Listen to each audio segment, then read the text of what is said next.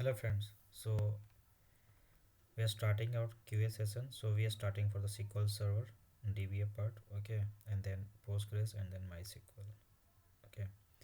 So starting with the first question, DBA. So who is DBA? What is the roles and responsibilities of DBA? What are the day-to-day activity for the DBAs? So first question is, who is DBA?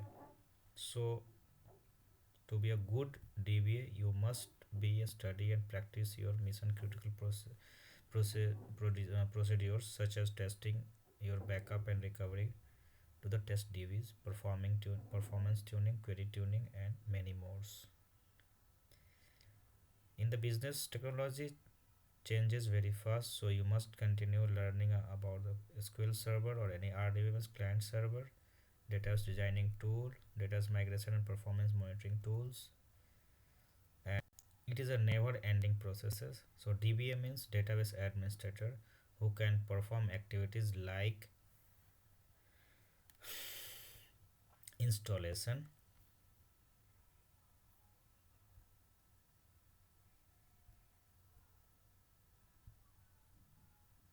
okay, that is installation.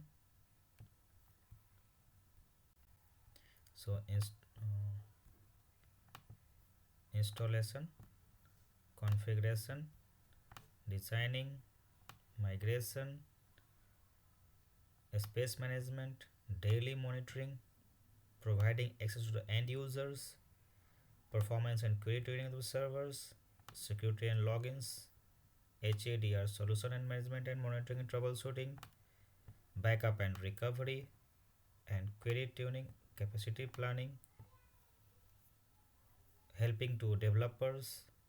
So these are the activities performed by the DBAs.